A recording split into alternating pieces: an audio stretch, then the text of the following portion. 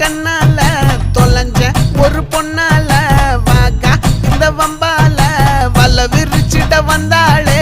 பார்த்து வளைச்ச தேக்கு ஓம் பட்ட உடம்பு சோக்கு என்ன குத்தும் குறும்பு மூக்கு கொஞ்சம் ஓய்வை கொடுத்து தாக்கு.